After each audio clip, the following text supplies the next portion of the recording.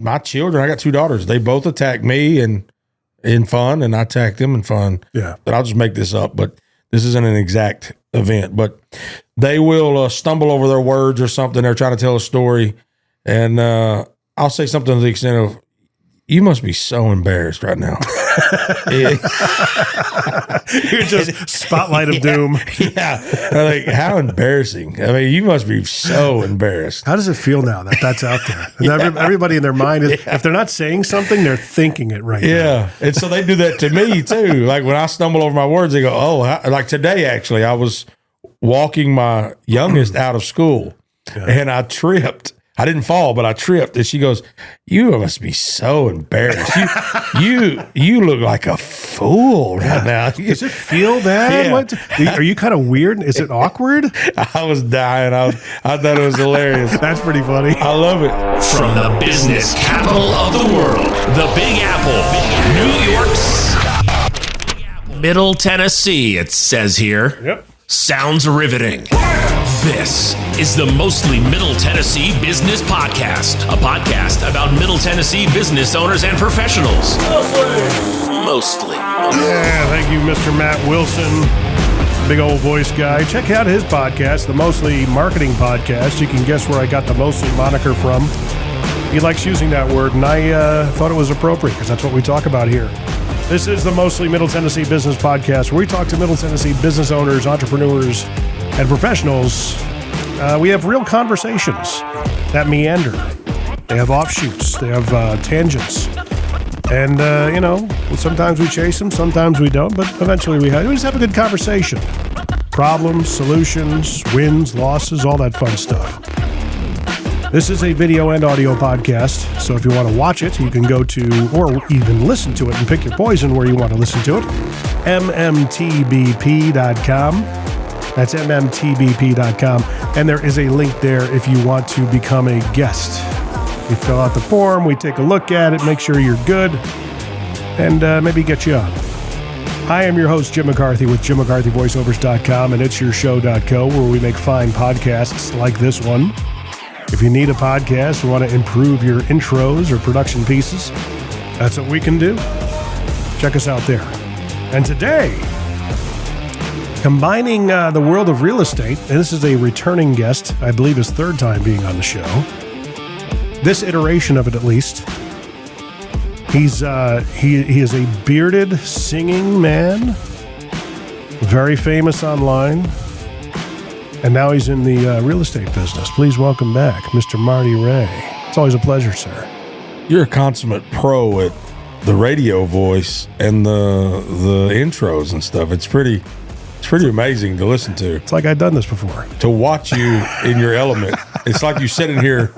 It's like you even do phone calls that way, probably. Hey, this is Jim. How can I help you? The flavoring and animation of the voice has helped me in the past, yes. Yeah. You used to work on radio, didn't you? I did. I worked for 18 years. I thought so. Yeah. I thought so. 2013, I got out, and I got in at 97 or so. So about 18 years roughly. Did you get forced out, or did you just walk out? I was done. It was one of those things that I just wanted to, I needed to make a little bit better money for my family, and it was just time. I was in that time of my life. I have a philosophy, a theory, that when people get to be like the ages of 37 to 43, a shift happens. So I had a kind of a bow out of radio going into the car business. Selling cars? Selling cars. Sold for Honda and then Mercedes for a number of years. I really enjoyed it. It opened up a whole birth of opportunities for me that I'm still doing now. Now you have 13 other businesses. I know. It's tapped into the entrepreneurial aspect. I see. Of things. Every time I meet you, you got a new business. Or at least we've peeled off from one going into another one. So yeah, we're generally in the same business.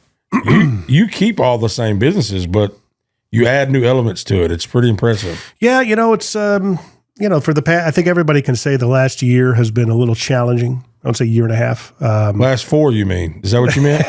Sure, we can go Okay, there. Sure. Yeah. You're right. I think it has been a challenging 4 years. Yes, there's just something about the air now. I got hope. It's kind of like that. There's just a cloud's been lifted. Well, what are you getting at? I have no idea. There's just something about it. Kind of like the color of your walls. You see, there's red on your walls. Right. It's just something about the air. I'm breathing red. So for those of you who don't see it, I should probably put it on the podcast someday. I have an Eddie Van Halen, or actually per the book Brothers, written by his brother, Alex, Edward Van Halen, Frankenstrat design that my wife painted for me on the back of the wall here. Is that what that is? That's what that is. That's Edward Van Halen's guitar design. It's called Frankenstrat. I had no clue. I had no clue about that. Yeah. Wow. Yeah. Okay. If you pull up any given video from the 80s from Van Halen, especially like Hot for Teacher and Jump, you'll see him playing that guitar. It's iconic. It's in the Smithsonian. Yeah. Believe it or not. It's probably in a Hard Rock somewhere too. Well, the actual one is in the Smithsonian. The actual guitar? I think so. Supposedly. Okay. Yeah. Because but doesn't Van Halen still play?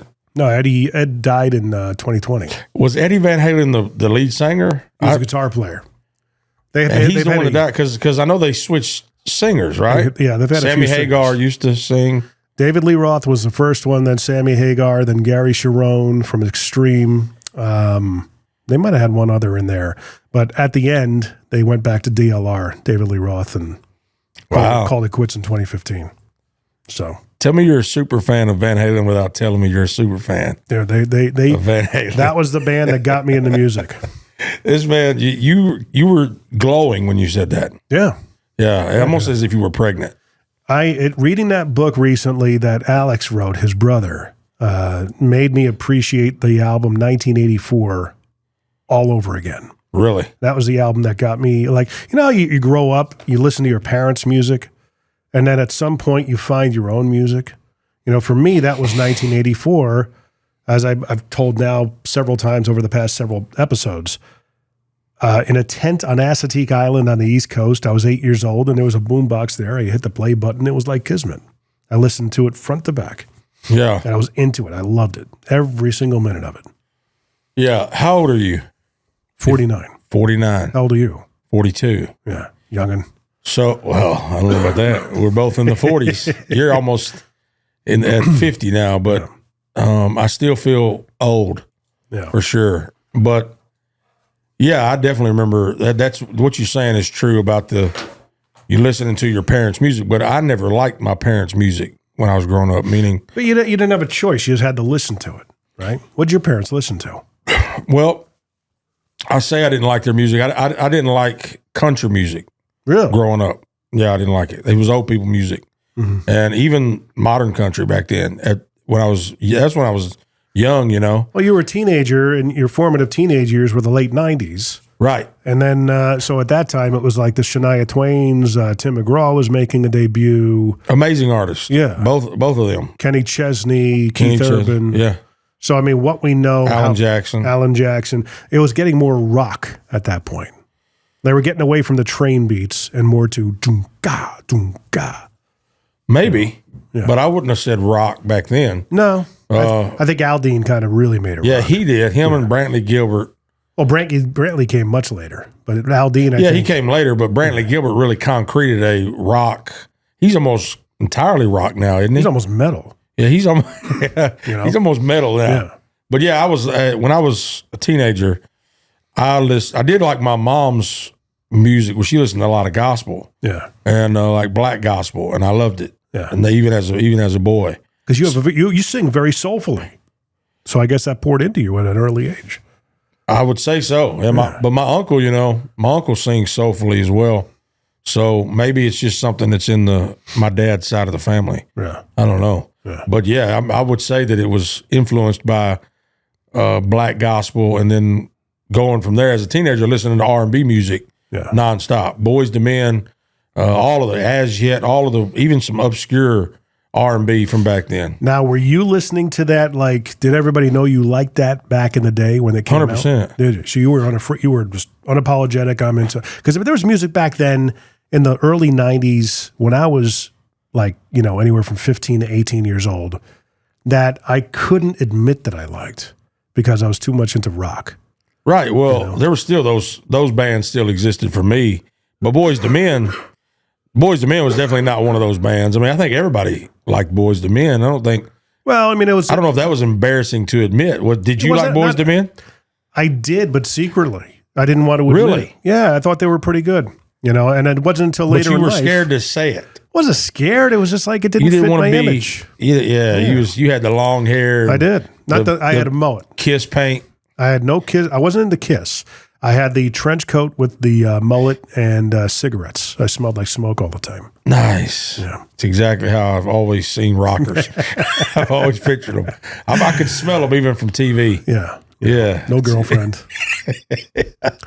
This on their wall. For sure. Eddie Van Halen paint on the wall. This was on every wall of those kids back in the day. No question about it. Totally. Well, I had drummers on my wall. I had drummers, Samantha Fox, and Lamborghinis on the wall. Those were the posters. Why did we all have Lamborghinis on the wall? Like we were going to... Just a sexy car. We thought that we were going to have one growing up. I had a Lamborghini on the wall and also had a Lamborghini model, Diablo. Oh, yeah.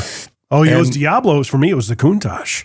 Oh, yeah. See, I'm younger than you. That's right. And the Diablo came out after that. So that's a generational thing right there. Yeah. So then, now I don't even know if kids know what a Diablo is.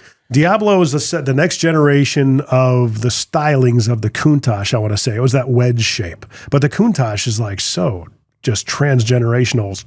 It's so iconic. It's trans. Then it is trans. Yeah. And then you see it. Do you ever see one in person? No. A Countach? Maybe. They're tiny.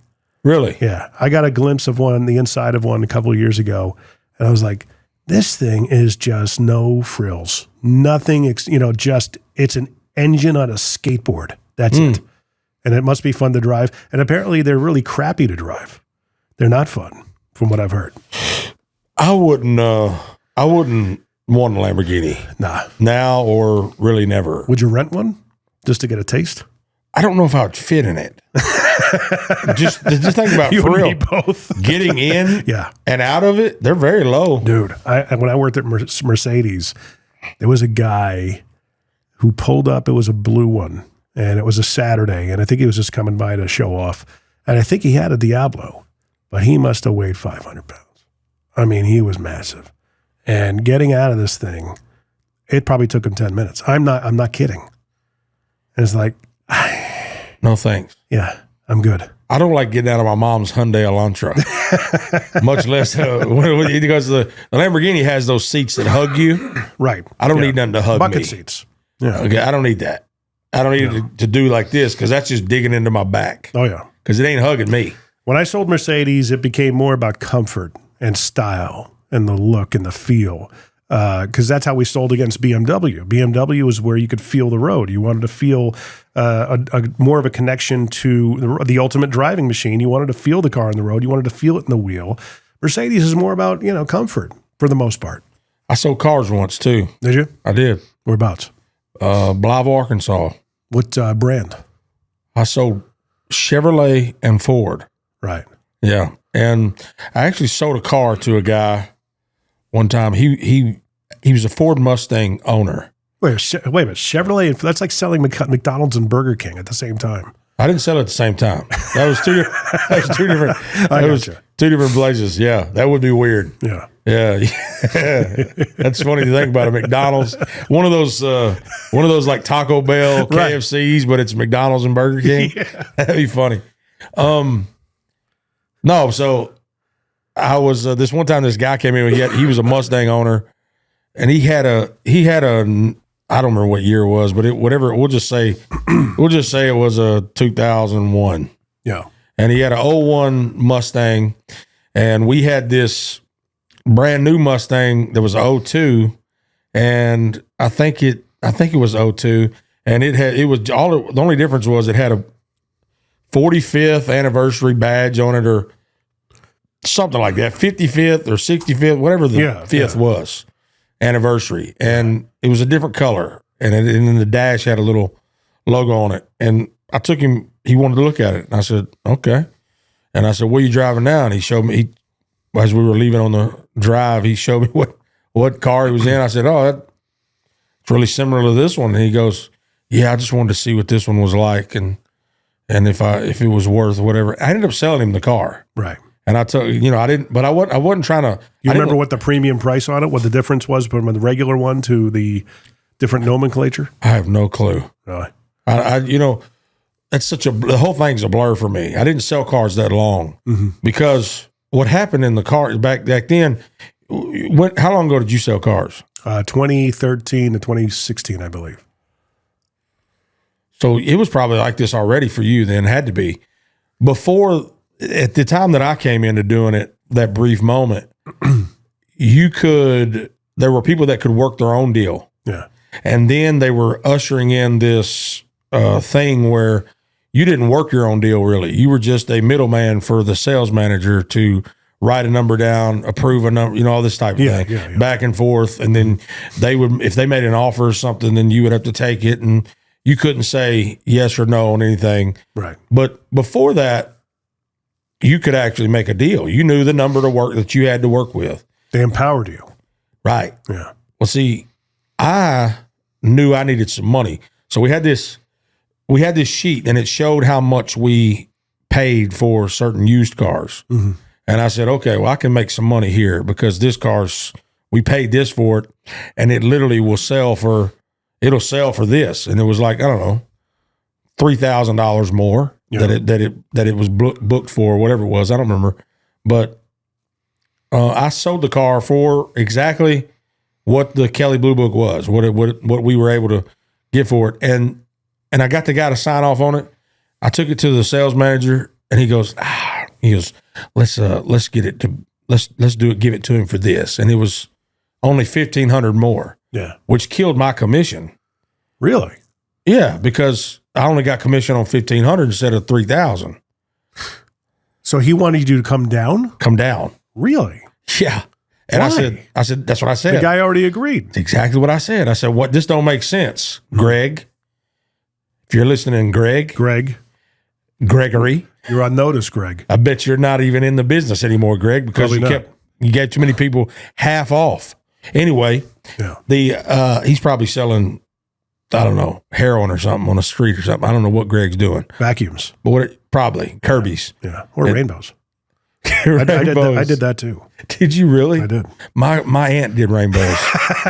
They were cumbersome. Good. Yeah. They were cumbersome, but they were effective, man. They were good, but the water and the changing of it, and it was a whole world. It's an ordeal. As a child, you hated it because you were the one that had to go and find all the parts and take it apart and go change that nasty water. The novelty of it wears off real quick. Yeah. But I remember always wanting a Kirby, with the transmission in the vacuum cleaner. More things to break. They had a I think they had a 350 engine in the Kirby. He had a pull start it. I think so. So he lowers the price. Lowers the price. Screws you. And I say, why are you lowering the price? Yeah. And he goes, well, we don't want nobody to think we're trying to rip them off. I said, we're not ripping anybody off. This is exactly what Kelley Blue Book's for. I said, he wants the car. I sold him the car. He's okay with paying for this. Why would you cut into my commission? And he goes, Marty, listen, I've been doing this a long time. I said, tell you what you do. I said, keep all of it. I said, I'm going to tell him not to buy it at all. And I gave him the paper, and I go and told the guy, I said, you don't want that car. Mm-hmm. And I quit. Wow. Walked out. Made a big scene, actually. Yeah. Made a big scene. How long ago did you sell? It was 2000. I think it was like 2002. Oh, so like that was right around when the internet started becoming a problem for the car business. And people could do their own research. Yeah. So I was probably. Yeah, I was 10 years after that. And the internet actually helped us out because people would want to come in and, grind you down. But it was like you could do the research, and all of our cars were pretty much priced market competitively, and you could prove it. I was the most transparent, I think, most transparent salesperson you'd ever want to get in front of. I showed him exactly, I would take the window. You're making money on the financing. Yeah, we are. We're making about a point on it. Oh, it would take the wind right out of their sails. Right. That's, it's a profit center for us. We're making money on the car a little bit, probably a couple $100. You're making more. No, dude, it's 10, 15% off MSRP. How much money do you think is in this thing? Yeah. That's the thing is people think that the new car sales. New cars are loss leaders, depending on what they are. Yeah. Well, they think the markup is crazy. Yeah. when it's not. Sometimes they can be. In 2020 they went, because of all the COVID in that stuff. in that situation. Yeah. But when I was there, the markup wasn't crazy high. No. I mean, there's people that think the markup is 10,000 plus. Yeah. Like you're making 10,000 a car. You could. There are guys that there were some unscrupulous people. The dealership world has a reputation for a reason. Okay, they earned it. Now they're trying to turn a cruise ship, and it takes time to turn it. It's just, and there are really good dealerships out there that do business on the up and up. They just still got to fight the reputation everyone else has. I mean, that's basically what happened with where I worked. We were a safe dealership to buy a car. We weren't going to jicky jack you. We weren't going to mess around. Everything was priced very fairly, and we got you in and out as quickly as we could. Yeah. At least I did. I mean, I was definitely always truthful and honest. Yeah. I can't see you being any other way. Yeah. Sometimes brutally. Yeah. Honest. I really don't know why some of these people bought cars from me. Yeah. But, they did. Yeah. And I guess I probably would have been great at it if I would have not been so. I don't know. You're thinking, is that it's a transactional mindset versus a relational mindset? I think had I stayed in to this day, I would have had a pretty good solid book of business. That's what I'm saying. Me too. I would have had a lot of returning customers because it would have been a relational play as opposed to a transactional one. Not like every time I see you, I'm going to, break your arm off. But it would be more just, hey, how you doing? What can I help you with? If we can find something great, if not, no worries. We'll see you next time. Yeah. It's just do business that way. There's so many guys out there that are just, the one call close. There's a masculine approach to it, almost like a fraternal approach, like bropreneur approach, where if you don't sell and you don't, convince someone to separate themselves from their money in a certain way in a certain amount of time, you're not as much of a man, or, you're not crushing it. You're familiar with Gary Vee, right? Of course. And you said before that you were almost too honest. He did the same thing with wine because he knew if he, was selling a wine in his dad's store, because that's how he got started with Wine TV, the Wine Library TV show in early YouTube days. He himself says he looks like he was being held hostage based on the background that he had. But he says, look, I had to be honest about the wine, even if we sold it. If it tasted like a baseball glove was rubbed in the mud, that's how I would describe it. And that's how you build the integrity. That's how you build the relationship, because he would shoot straight. Right. So there's a virtue to that. Yeah, there's actually several people that have gone that route and have become successful. Some of them now probably using that method to be more to gather more business. Meaning, I don't remember what business he was in, but he sold something. Yeah. And he created this website, and this website was just giving reviews of all of his competitors, honest reviews from his top 10 list or whatever. Yeah. And he wasn't one of them in that top 10. And his top 10 recommendations, but it was his website. Wow. And it ended up helping him seem more trustworthy. Yeah. But if you're doing it with the intent of that, are you actually more trustworthy? Well, or are you still just selling? That's a good question. You're still selling. I think you're selling no matter what. I don't see that's why I don't think, that's why I'm probably not the best at any one thing as far as making money. Yeah. Because I'm not the best at always selling. Yeah. It's hard for me. Matter of fact, my own albums, my own music for years, I've been doing music for years. The hardest thing in the world for me to do is to promote my own music. Yeah. My own original content albums. It's easy for me to post a cover and say, hey, here's something, because there's a chance that they're going to love it already, but just because of the song. Yeah. But promoting my own stuff, it makes me feel like a salesman. Right. And I'm not good at it. Same with anything. So even doing real estate right now, I probably won't, I don't know if I'll be good or not. Do you think it's like an imposter syndrome in a way? You hear about that a lot now, imposter syndrome. And maybe it is. I don't know. It might be, but it could come from years of as a as a teenager being told that you're not good at singing, you're not this, not from my parents, but from my some of my family, Yeah. And that's what family's for. yeah, true.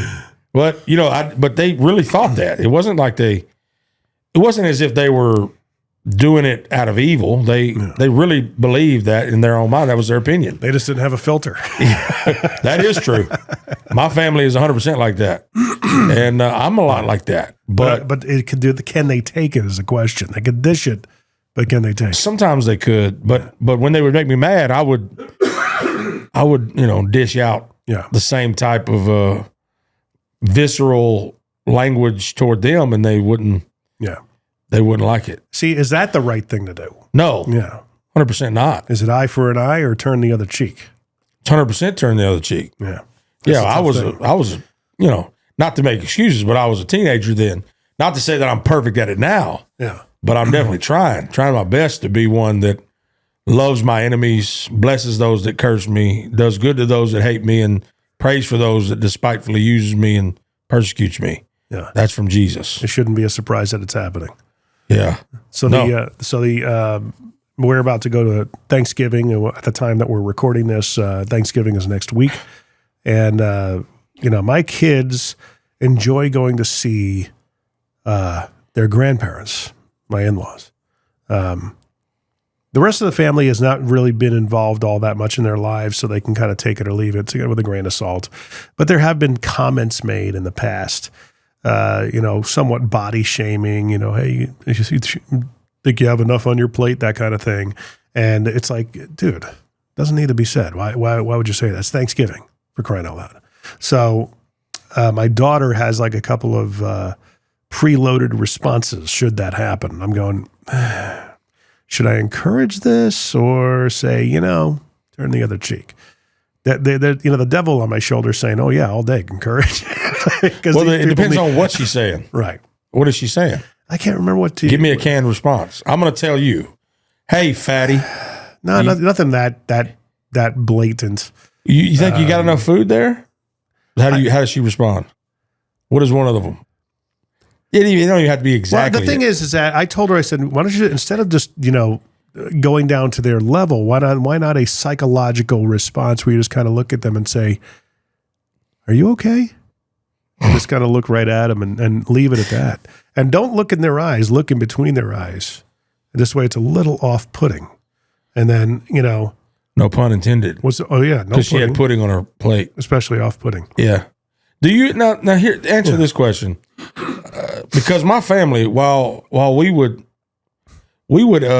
cajole each other. Yeah. We would do that all the time, and I love that. We would laugh about things like that because we all love to eat. My whole family, we love to eat, and we would do those type of things, and it kind of developed a thicker skin. Yeah. Again, no pun intended, because I actually have thick skin because I'm fat, but it actually developed a thick skin, and so that's the way my house is now. We will riff at each other just in jest, and it's never. And we all get it. Yeah. And I think that helped me. First of all, I think that helped me develop my humor. Yeah. And helped me develop thick skin where if somebody else said it, who cares? They said you're fat. Okay. That's the best you got. If the car business didn't do it. Right. But how did you grow up? Did you grow up with a family that was like straightforward? No, not so much. I mean, we grew up in the Northeast.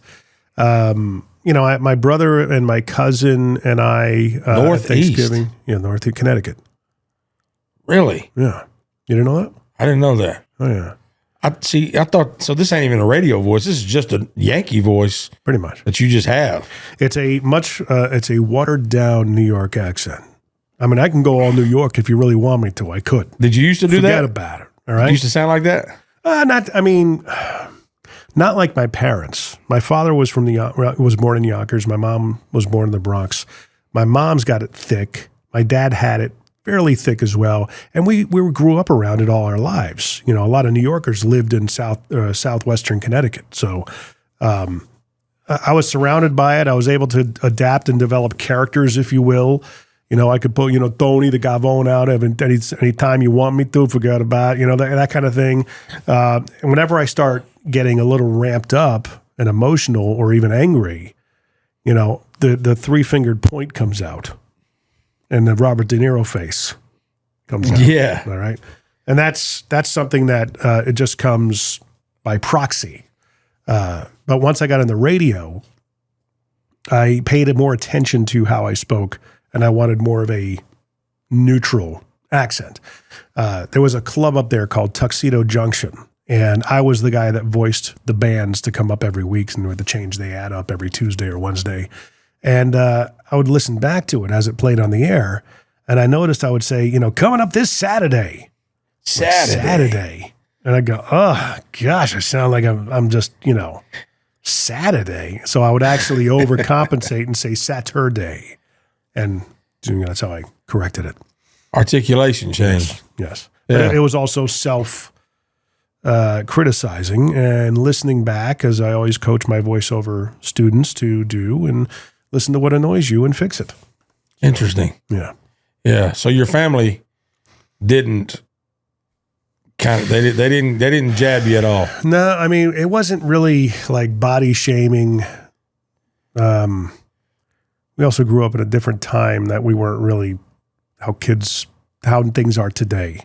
The American diet was still relatively not compromised. Let's put it that way. Hopefully that changes. Come on, RFK. Yeah. Yeah. Maha. I think. Yeah, Maha. Feels good. I think. Tastes good. My brother and my cousin at Thanksgiving, because they were older, would pick on me. But it was just, because I was the little brother. That was it. Nothing really bad. My grandpa, my dad's dad, every time he would see me, he would poke me in the belly. He'd go, "He putting on a little weight, I see there, boy." And I would laugh, and he would laugh. Yeah. But we would always do those type of things. It was always, so what they call body shaming now was done out of love. We always did it.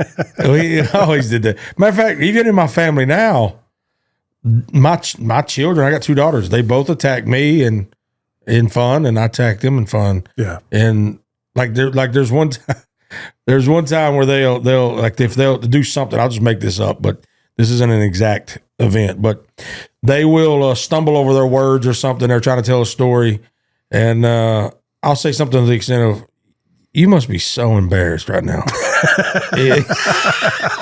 You're just spotlight of doom. Yeah. I'm like, how embarrassing. I mean, you must be so embarrassed. How does it feel now that that's out there? And everybody in their mind is, if they're not saying something, they're thinking it right now. Yeah. And so they do that to me too. Like when I stumble over my words, they go, "Oh," like today, actually, I was walking my youngest out of school and I tripped. I didn't fall, but I tripped. And she goes, "You must be so embarrassed. You look like a fool right now." Does it feel bad? Yeah. What? Are you kind of weird? Is it awkward? I was dying. I thought it was hilarious. That's pretty funny. I love it because I even did that to my pastor and one time, but I changed it. I was walking into the foyer.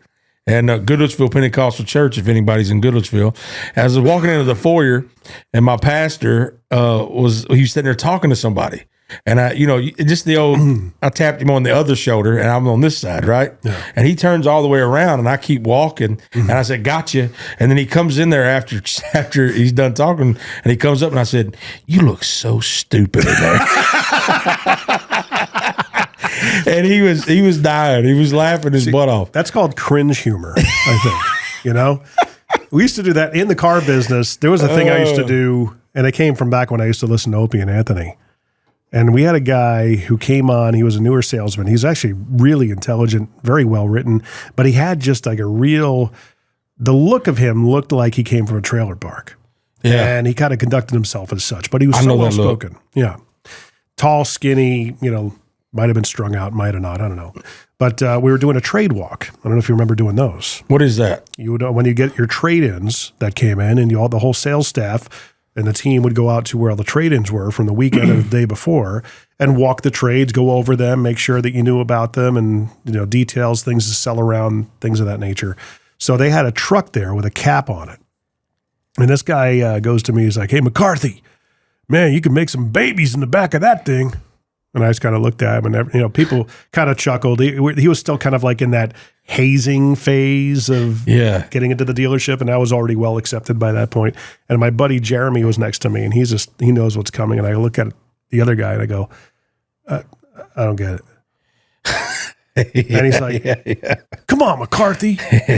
You can make some babies back there. I'm like, so like, what?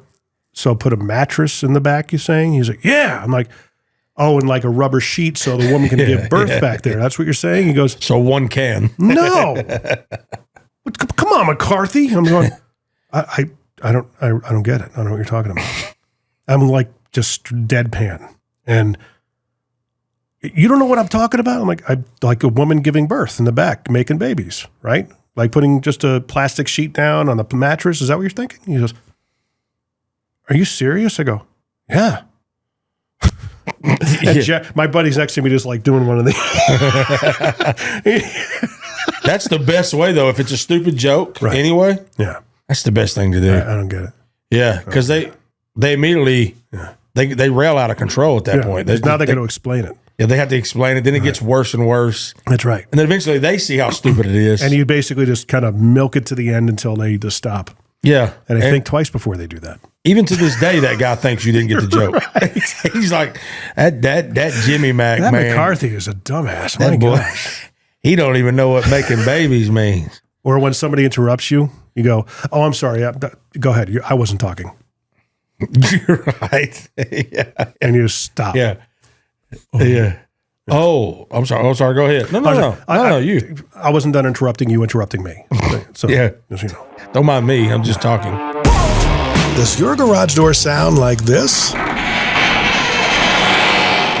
If it does, it's screaming for help. Call Incredible Doors, 931-348-DOOR. We're making garage doors in Murray and Williamson counties work better, sound better, and, well, spring better. We just make them incredible again. Incredible Doors in Spring Hill. For when your door's springs break, you need remote reconnections, opener installation, or just about anything to do with your garage door. Go to IncredibleDoors.com or call 931-348-DOOR. Follow us on Facebook for specials on maintenance visits, keypads, and other items. 931-348-DOOR. But that never really happened to us, growing up. I mean, my father, when I would fluctuate in weight, he would say, man, you're really packing on the pounds. That's what he would say. Really packing on the pounds over here. You're packing it on. Yeah, thanks, Dad. See, that's what I'm talking about. Yeah. But he wasn't joking. Probably not. He was probably looking out for my well-being. Yeah. What's wrong with that? No, nothing. I don't see anything wrong with it. Now, you got to earn the right to say that to somebody. It's like I actually would say that to people that said something sideways to me that maybe I met once or twice. I would literally say, okay, yeah, I get what you're saying. You don't know me well enough to tell me that. And I would say it just like that with the Robert De Niro sneer. The Bronx tale. You don't know me well enough to talk to me like that. Yeah, right? Yeah. And I'm talking about you went full mafia, pretty much. And Godfather. I had to do that with a couple of people in the car business, managers. Okay. Yeah. Now we're talking. Now we're getting on my level. Yeah. Yeah. I had a guy. I was new to the business. I was 37 years old. I'd been around the block. I got some life experience working for people in the radio world. But here I was, completely a fish out of water. I was the man in radio. I knew my stuff. I knew every part of the business, loved every minute of it. Get into this, completely new business that I'm not familiar with. I am not the man. I'm learning. And there was a finance guy who just completely condescended to me. And I didn't understand what was going on, how to submit a deal or how to fill out this thing. So he showed me how, but in a stupidly condescending manner. I said, man, I really do appreciate you guiding me through this. I said, there's one thing though. And I stood up and put my fists on his deck and I leaned over. I said, don't ever talk to me like that again. If you continue to do it like that and you talk to me again like this, you and I are going to have problems. Do I make myself understood? And he was like, literally, leaned back in his chair. And he's an older guy. But I won his respect because I stood up for myself. He went back to the trailer park after that. No, he was fine. That was a different guy. Yeah. This was a manager. That. So that is, I think that is something that happens. Yeah. They want to see. They push you. How submissive you will be. Right. And I've lost jobs. I've always worked for my dad, but I was always trying to not have to as well. So I would have jobs here and there, and I would say, I'm going to work my butt off at this job, and I'm going to work my way up. And something that would always happen where a manager would just take me off or something, and I couldn't just let it lie like most people could. Yeah. Because I always had this backup. I knew I always had my dad, and I could just always have a job. Yeah. You had something to fall back on. Yeah, my whole life. So see, in radio, I did have that, but I didn't. I was never like a rite of passage in radio was to be fired. And that never happened to me. Yeah. I didn't get fired until I left radio, and it was because of the owners of the businesses. So, but not necessarily my performance. My dream was to be in radio. Yeah. Growing up. That's what I always wanted to do. Well, podcasting is radio. You're doing it. I was podcasting in 2007, actually. Oh my gosh. Yeah. You should have kept up with it. I should have. I would probably be the biggest podcast in the world. You could. I mean, Rogan, that's when he started. I think I know for a fact that we started before he did because he was not podcasting at the time. So I might be wrong on my year, but I think he started in 2008. But whatever it was, he was still early. He was early too, yeah. Yeah. But there was like the podcast started to kind of take off, and then they went away for a bit. You remember that? There was like a little bit of an initial wave, and then it subsided, and then all of a sudden it was off to the races. I can tell you exactly the trajectory of podcasting. When we started podcasting, it was in the era of time when you had to explain what podcast meant. Right. Nobody knew what that meant. So when you would try to get guests, and then radio guys, traditional radio guys, terrestrial radio rather, they hated podcasting. They thought it was a threat. They thought it was they acted as if it was beneath them. And because I would always talk to some of those guys, and they'd be like, "Okay, take your little show and have fun in your garage." Now who's laughing? Right? Who's laughing now? See, I would always tell them, I'd say, "Hey, y'all are missing the boat." Yeah. You're missing the boat. This is early. This is the way of the future. Yep. The way of the future, man. Right here. You're looking at it. They didn't buy in. Yeah. And so now they're trying to play catch up. It's too late. It is too late. It's too late. Terrestrial radio is dying, and it will soon be dealt the final dagger at some point. It'll be, I don't know if it's going to be a final dagger. I think it'll still have legs in life because it's still needed as a public service, an immediate public service for people to hear. You know, if storm damage happens, if God forbid an attack happens or things happen. Is it though needed? I mean, who? Well, I mean, if they knock out the digital infrastructure, what else do you have?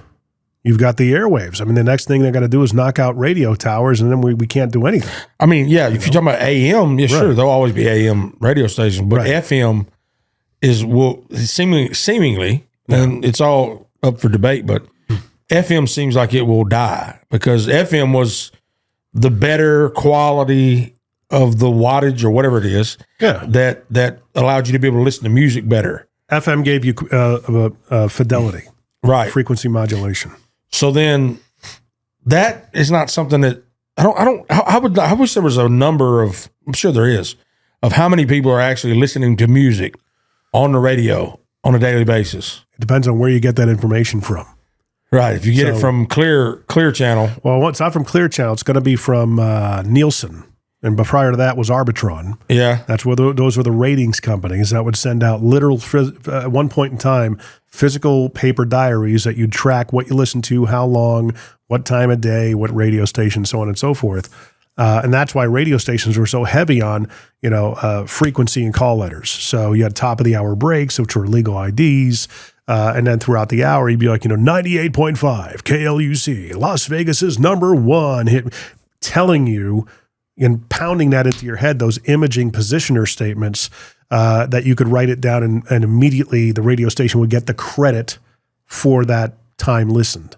That then parlayed into what they called the portable people meter, which is like a little device you wore. So going from a written diary to the device was different because our stations here in Nashville made out like bandits because we were at work listening radio stations. So Mix 92.9 was every at work place, every lunch place had it on in the background. It was music everybody can agree on. And the other station was Jack FM, a similar kind of model where a lot of like a next generation, maybe a younger demo could agree on, because you would go from Van Halen to Salt and Pepper to Run DMC to 38 Special. They were all over the map. But speaking to people like myself who wouldn't want to admit that they enjoyed Salt and Pepper or Boys II Men back in the day, but it's my guilty pleasure. That resonated with people.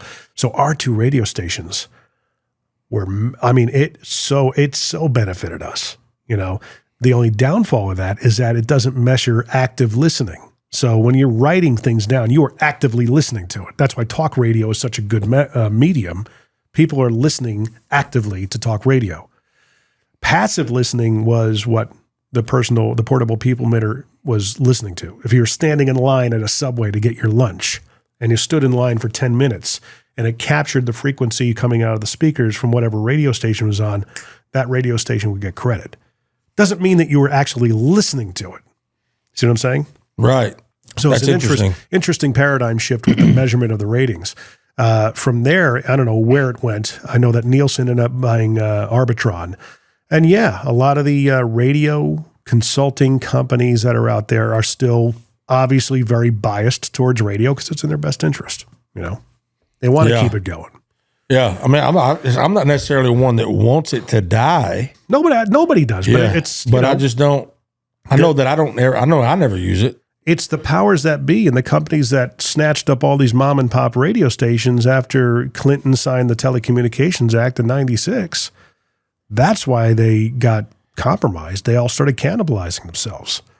They stopped paying people what they're worth with the talent and stuff like that. They didn't develop another generation of talent coming up. That's why everything sounds homogenized. And that's why everybody now, there are no gatekeepers. Podcasting allows you to just go ahead and, knock yourself out. Give it a shot. You think it's so easy? Here you go. That's the way I coach all my clients. What did a DJ make? Depends on market, day part. Big market, huge market. Huge LA, market. New York. LA, I mean, when? 90s, 80s, in 90s. 90s in an LA afternoon drive or morning drive, those guys, if you're at a top 10 radio station, good numbers, those guys will make 6 figures north. Probably. Really? They make $250,000 or more. So they were doing well. Oh, yeah. Yeah, especially in the 90s for 6 figures. Well, even in the 80s, it was better, Better money in the 80s. Yeah, depending on the market you were in. I'm just talking about big markets here. The dream job for a DJ. Right. Radio DJ would be L.A., New York, I'm sure. L.A., New York, Miami, Dallas, all the different major markets is what they call them. Detroit, Philadelphia, Pittsburgh. But Nashville never was one. Nashville was, they were a medium market. So when I moved from Connecticut to Vegas, that was even in the 90s? I was 97, I got in the radio. So in Nashville? No, in Connecticut. Oh. And then in 01, I moved to Vegas. So for me, going from Danbury, Connecticut, which is a very, it's a tertiary market outside of New York. So we would bleed into New York, and, some people in New York could listen to our station. We had a big 50,000 watt flame throwing stick. It would reach Long Island. It would go up to New Hampshire and Vermont. But it wasn't, big enough to compete with Hartford, Boston, New York. So we were just kind of like just a filler in a way. But it was also a legacy station that's been around since the 70s, playing classic rock. And back in the 70s, probably top 40 rock hits. So interesting. Yeah. And then I moved to Vegas, which was a market. So Danbury, I think, was market 287. And I moved to Vegas, it was market 39. Coming here to Nashville was market 45 at the time when I moved. Okay. Yeah. Interesting. That whole world is interesting to me. Still, even now, even today. It is. And the wattage, and they used to always, every station would brag about their watts. Right. Like Memphis had Rock 103, I believe it was, and they had the most wattage. and they had a really successful morning show. Yeah. Tim and the Bad Dog or something like that. And I think it would even reach Nashville. I don't know, though. Maybe it wouldn't. But I wasn't in Nashville at the time. Yeah. So, but anyway, that was what I wanted to do. And I really wanted to do what Howard Stern did, and I guess still does. Likewise. I don't know. No, Howard Stern's become everything that he used to make fun of. I know. Pretty much. He's become shrew, really. He's become a voice for one side of politics. Yeah. That's what he is. He himself, as he used to criticize yentas, himself became a yenta. I don't know what that is, but yeah. It's a Jewish term, And he basically would, call out these elites and stuff like that. And now that he's been accepted by Hollywood, he's completely turned his back on everything he used to do. Yeah. Now, there's actually a show on, might be Amazon or Netflix. It's The Dark Side of the 90s or the 2000s, I want to say.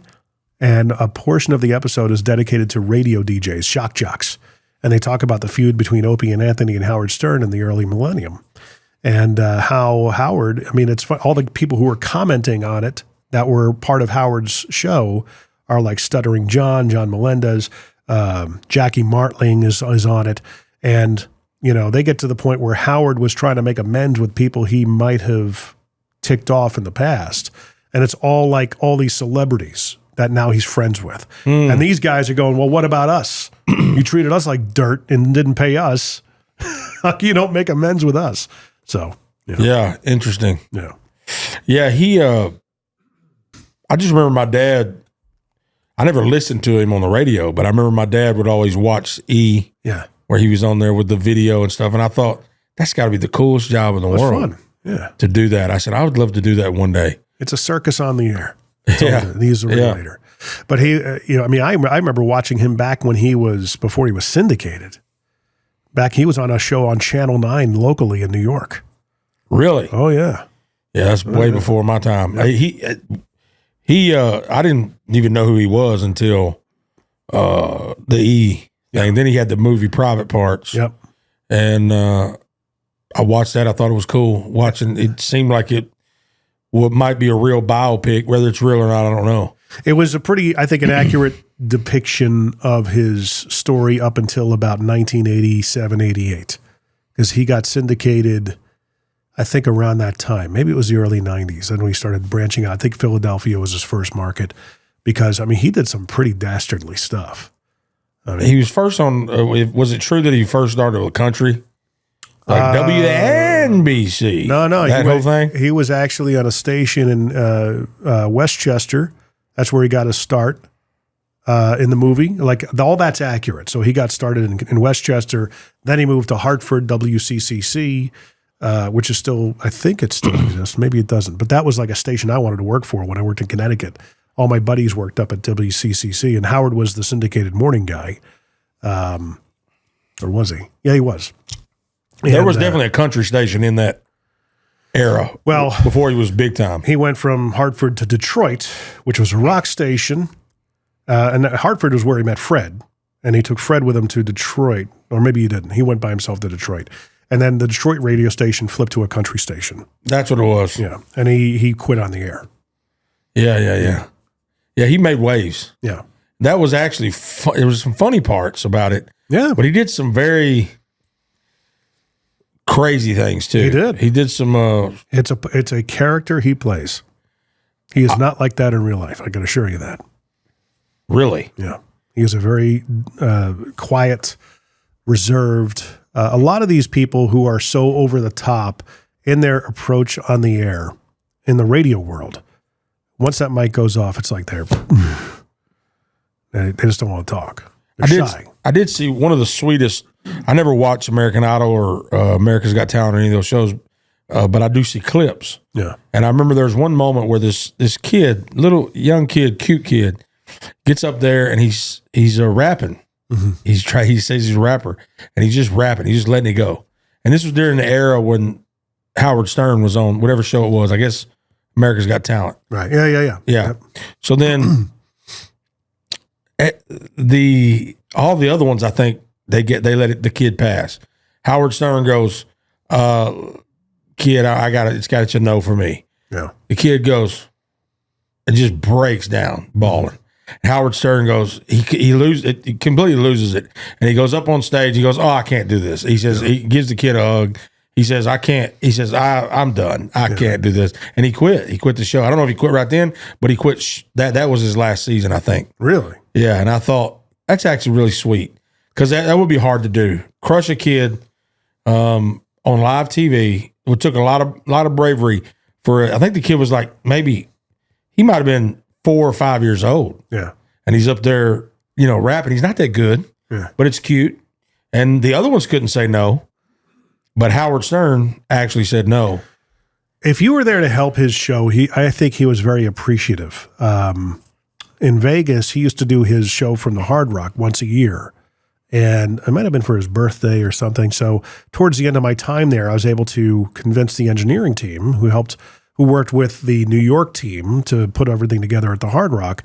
I said, hey, whatever I can do, I'm technically capable. I know how to use tools and everything.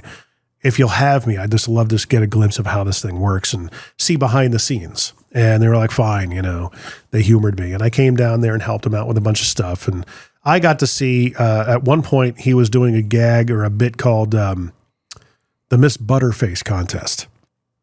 And that was where he would parade a bunch of bikini-clad women out onto the Hard Rock stage with a bag on their head. And when they took the bag off, everything was hot but her face. Yeah, I knew that was going when you said it. Yeah. Because I remember that was a whole thing back then. Yeah. So the only thing is that the chief engineer said, hey, put these wireless headphones packs on the women backstage. Make sure you get it from them when they come back, put it on the next girl, and so on and so forth. So none of these girls, I think, knew what they were getting into. They knew they had to strip their face down of makeup. Their hair was unwashed. So it wasn't like they were not good looking. They just didn't have any makeup on. They had just gotten out of bed. So they're all lined up and everything. I was getting them all prepared. And as soon as the first girl went out there, you could hear the audience, all these guys out there cheering on. And he's like, when the time came, okay, take off the bag. And you hear the audience go, oh, all these girls' looks of horror on their face. Like, what did I get myself into? And I'm just watching each one of them going, oh my gosh, they have no idea. So they take a break after about 3 or 4 girls go through. And Howard came backstage and he said, look, girls, I understand this is probably one of the, girls, let me tell you something. This is probably the hardest thing that you're ever going to do. I really appreciate it. I want you to hear that from me and just know that I really appreciate you guys doing this for the show. It's great for the show, blah, blah, blah. So he was very forthright and wanted them to know, even though this is going to be tough, it's coming from me. I appreciate you doing this for the benefit of the show. And they all kind of like, okay, yeah. And that was kind of cool. I got to witness that personally. That was cool. Yeah. That is crazy to think about. When you think about the way that Howard Stern really objectified women the entirety of my life, and now he berates people who, for all these he's a self-righteously berating people for saying things about women or doing such and such, and he was always one of the most vile humans when it came to that. Is so crazy to me. But I am one that believes in forgiveness. Yeah. And I believe people can change, and if he changed, he changed. But to say you changed and then to vehemently pick that side and just say I'm taking a stance here, and I'm gonna bat for this team forever. Right. That's weird to me. Did you really change, or did you get changed? Were you forcibly changed? He went from one extreme to the other. And Howard's going to be Howard no matter what, and controversial has got to be a part of it. He knows what's going to make headlines, and he knows that the more he gets written about, the same thing that you see online with some of these influencers, a lot of business influencers do. They use what I call the Howard Stern effect. Just be as controversial as heck, even if you don't believe what you're saying, and get the attention. Howard Stern could get the most attention ever if he came out and said MAGA. he was MAGA. Well, he and Donald Trump were very good friends once upon a time.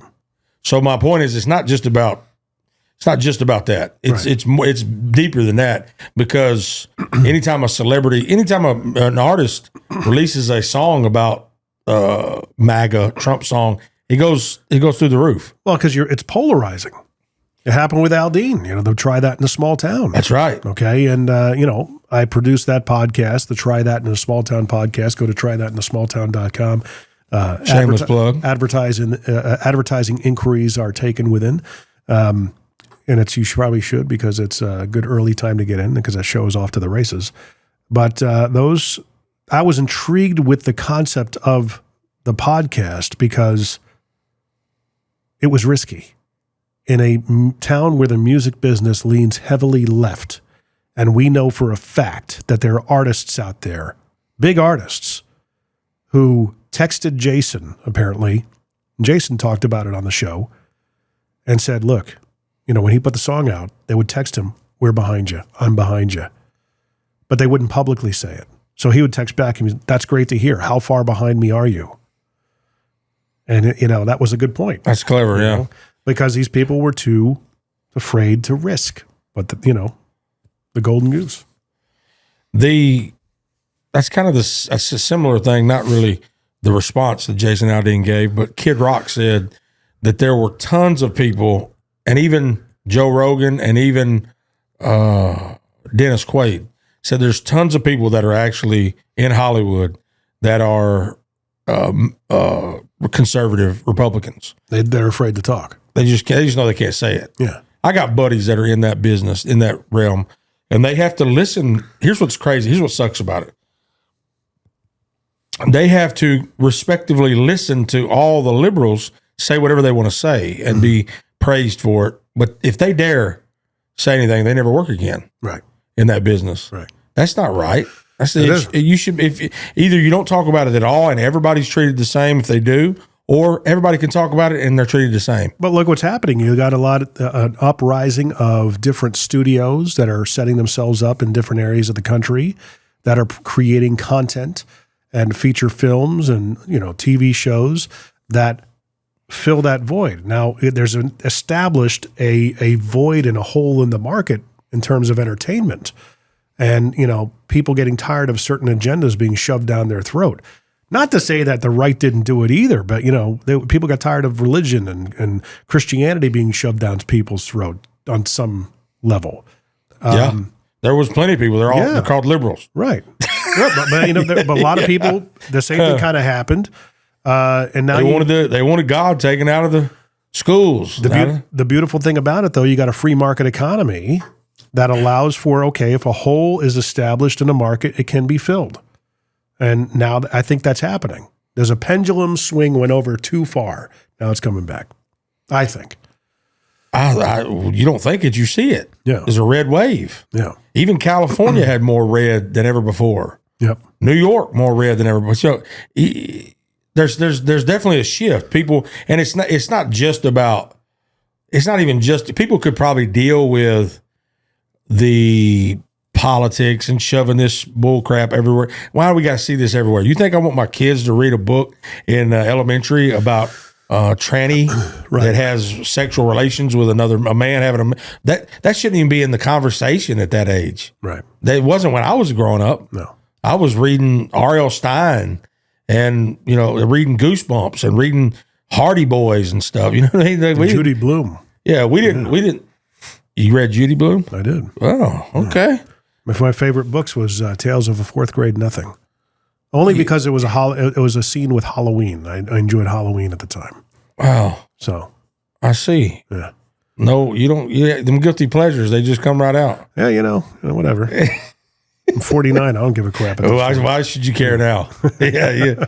That's the beauty of getting older. I don't know if I've ever actually admitted that.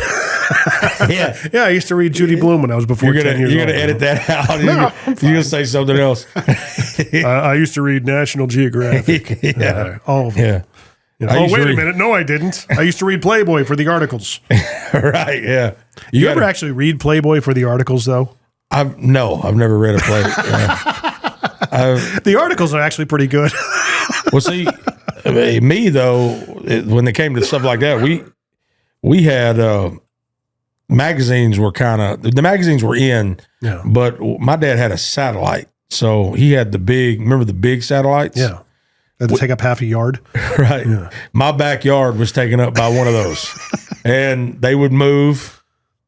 You would go from G3 to S4, and the thing would move. And then when it would move, I hate to admit this, but I was, I was a kid. But when they would move, you would catch a glimpse of a channel you really didn't pay for. Right. And it might be a channel that's kind of filthy, Right. So then as a kid, you're going back and forth. Yeah. Just to get those glimpses. The satellite's just doing this. Yeah. And then you're like, okay, yeah. And then you find out, if I hold it though, That's right. if I hold the G3 button, I could see through the snow just enough. It sits there for a minute. It's so weird. I think I see a bulge. The hormones of a child, man. The way we would get things, man. It's really disgusting how easily accessible it is now. Yeah, it's and when I had girls, I had children. When I had my children, my thoughts on all of that changed drastically. Yeah, because you start thinking about human trafficking. You start thinking about that's somebody's daughter, all those things like that, and that stuff really. How old are your kids? 19 and 17. 19. Oh wow. Yeah, I have a 19-year-old. She's in college. What college? Vol State. Where is that? Gallatin, Tennessee. Okay. Yeah. I was thinking of the Vols, and that was Knoxville, UT Knoxville. Yeah, that's where she's going to Vol State for the basics. Yeah. Oh, my voice cried. I just hit puberty. You did. You see that? You see that? I did hear that. Finally, right here before you. It's happening. Betwixt me and you, I hit puberty there. This is what happens, Marty, as you move forward. Now, let me tell you. Let me tell you a few things to expect. Anyway, so I don't even know what I was saying, but real estate. Yeah. Well, here's a funny thing getting into that. Yeah. Here you are. You're very out front in public. You made a dent with singing and performing and building a brand around that. Small one, yeah. A small one. It's respectable. You got several tens of thousands of followers, right? What's the measure? What's the most recent measurement? Let's take a look. Well, I got all together, combined, I have probably 1.4 million. That's pretty good. Across all platforms. Yeah. That's amazing. I mean, God did that. I tell people, Jesus just supernaturally blessed that. I didn't know how to do that. Still don't. Yeah. I just loved on people, and every single person that would listen to my music, I still try to do the same thing even now. If somebody comments, I want to comment back to them. If they message me, I want to message back. And I didn't even know at the time, for years, I didn't have a clue that was actually helping. Yeah. It was just, I love these people, and I still love them. Everybody who listens to my music. 621,000 subscribers on YouTube, 48K, just under 50 on Insta. You have Twitter as well? I have Twitter. Very, very few people on Twitter. I've never really worked Twitter at all. Never really doubled down on it? But I have TikTok. That has 479,000. Marty Ray. Yep. 4.7 thousand friends on your friends page, but you also have the project page. So the project is the music project, correct? Just kind of that's a nebulous name for it? Well, the project, I like how you said nebulous. just under 500,000 followers on Facebook. Look at that. Yeah. So, no, the reason it was called Project was because when I first started, I was trying to build a band. Yeah. And I had all these ideas to build a band. And every time I would have somebody come in to play, they would leave. They would abandon me. And so that was the initial idea. It wasn't called my name. My name wasn't in the band name. Right. It should. But I was the leader of the band or whatever. But then they kept leaving. So then I said, well, I guess the only consistent member of this band is going to be me. That's right. So then I said, well, it's going to be Marty Ray something. And I said, well, you know what? It's really, I'm just trying to see how far, if God put me here to do this, let's see. That's kind of what I told the Lord. I said, if you put me here to do this, we'll see. Right. Because if you honor the effort, and I ain't going to put forth a whole lot. That's what I told him. Literally, just like that. I said, you honor the effort, and I ain't going to put forth a whole lot because I don't have time to. Then I'll do this for forever. Well, it's one of those things that you certainly are. You still putting content down? I mean, I'm sure I see it because I'm following you. You don't see it probably because I've been throttled. Everybody really has, unless you spend money. Every now and then something might break through, but you just kind of have to keep being consistent and wait for that next breakthrough. But yeah, I still post all the time. Yeah. I post all the time. Because you built an organic audience, nothing paid for, nothing bought, not a dime spent, and then all of a sudden you notice your numbers went down because you think it was because of the political stance type stuff? No, I just think it was going down. That didn't hurt my reach. Well, it might now because they kind of, but I've actually lost followers on. I used to have nearly 600,000 on Facebook. Mm-hmm. But I've lost followers because started losing followers really because for whatever reason, Facebook started showing when I would post a scripture, and I've always really done that, but they started showing it when I would post a scripture or say something about Jesus. People would start leaving and they would say, hey, I'm leaving. I ain't here to get preached at. Right. And I would say, hey, I love you and thank you for the time you were here. I mean that. And I still mean that. Yeah. So then little by little, they would leave. They started leaving because of those, and I'm like, I'm still gonna. But you really think that? Well, some point, somebody will see this that are actually Christians, and they'll say, "Hey, I like this. I'll follow." Right. And that does happen, but not in the amount, not the same to combat it. So it still goes down. And then recently, I lost over 10,000 for sure, really quick, because maybe even 20,000, because. After the election, I simply put a post, which is still up. I put a post and it said, it's a great day to be an American. Thank you, Jesus. Right? Right. Meant that with all my heart. Right. And that was the truth. And then you wouldn't believe all the comments. You can go read some of the comments. It's insane. Some vile things were said to me. Meaning one of the things was a person said, I hope you die and yada, yada, yada. Karma's going to get you. Right. Right. And all I said was what I just told you. And then somebody replied to them and said, well, his dad died 2 years ago. Mm-hmm. So you could call that pre-karma. That's what they were saying. And I said, hey man, I even commented back to him. I said, I love both of you. I really do. I mean that. And I said, I really love you and I thank you for being here the time that you were here. And that's all I ever say to them. Yeah. The time that you were here, it meant the world to me. And it did. And I mean that truthfully. Yeah. And still, I'm not just saying that. I really mean that because those people, and it really does bother me. Some people will comment, you don't need them. They were not real fans anyway. No, they were real fans.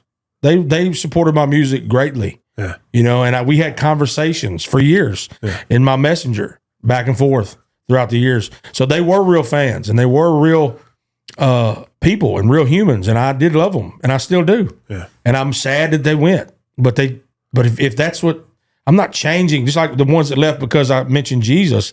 I'm never not going to mention Jesus. Right. I shouldn't not be able to say that I voted for Trump, which I didn't even say that. Right. I just said it's a great day to be an American.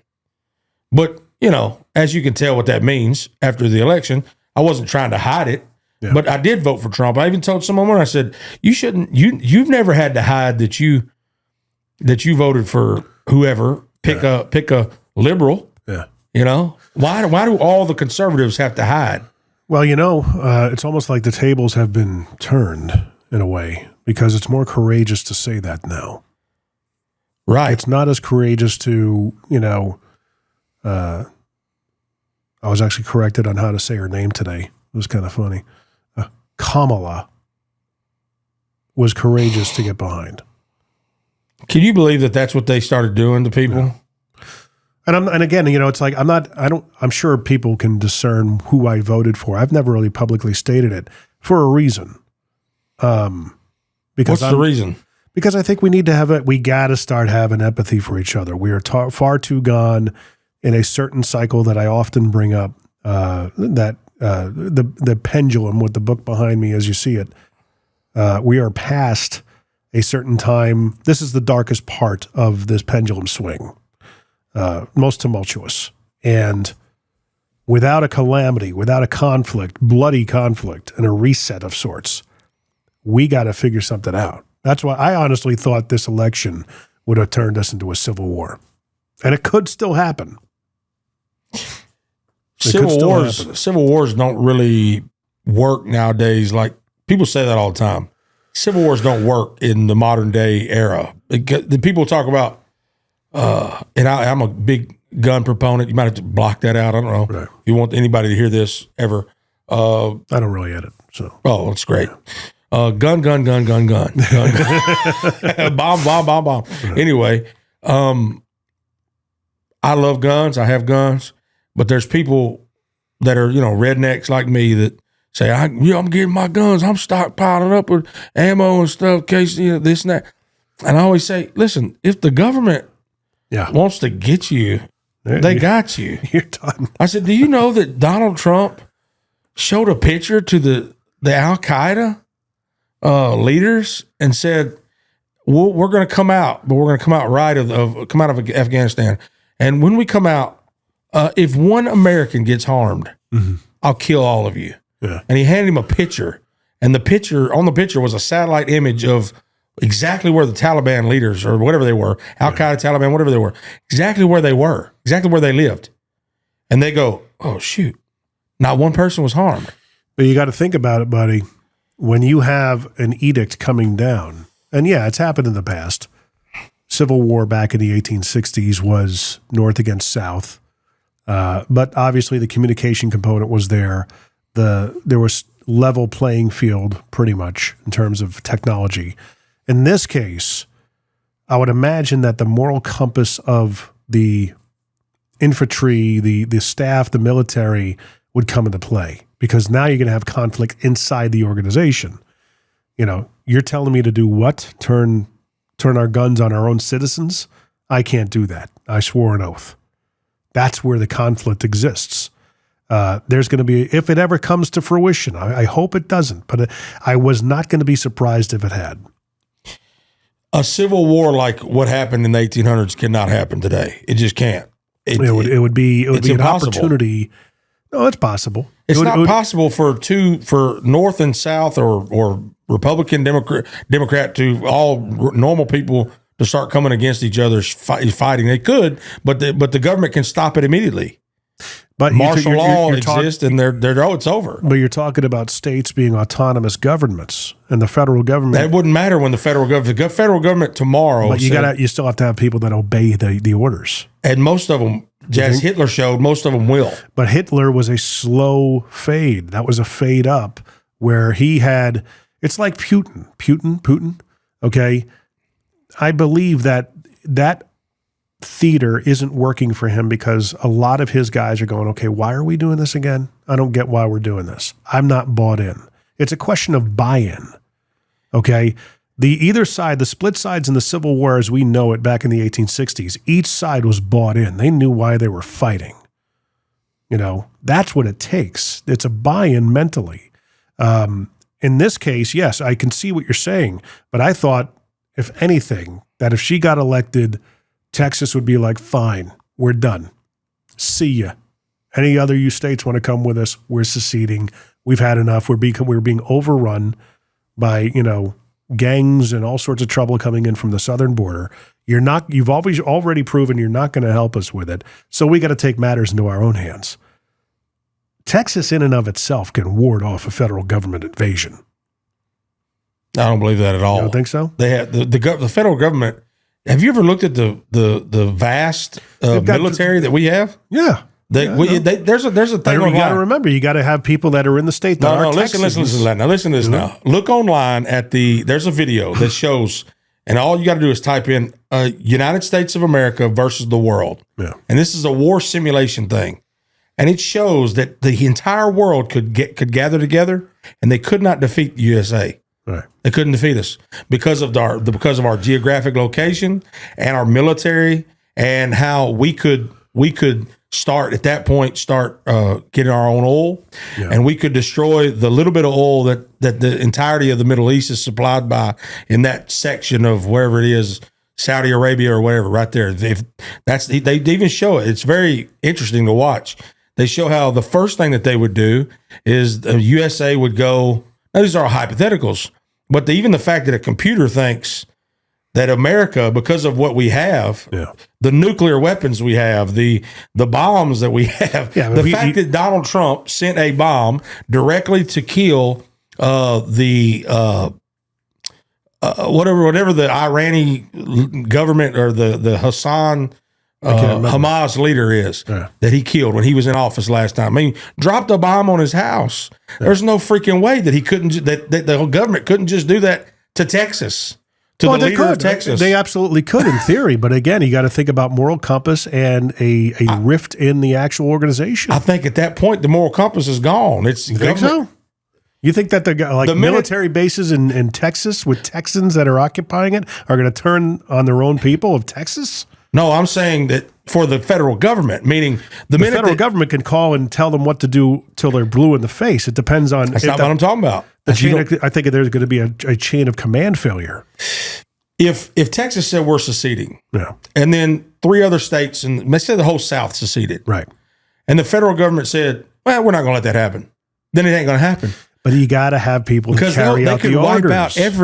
They could wipe out these entire section of the United States. They could. And say, we'll just repopulate it with people that will fall in line. But if they do that, if once you get nukes involved, it's game over for anything. But I think ultimately when you have... They wouldn't even have to get nukes involved. What I'm saying, they could just fly drones over and just kill everybody that's in resistance. But you got to remember, there's still a pilot behind that drone. There's still human interaction. I get that point. But I'm just telling you, it's very... Look what the cops are doing in England. Look what happened during COVID. Yeah.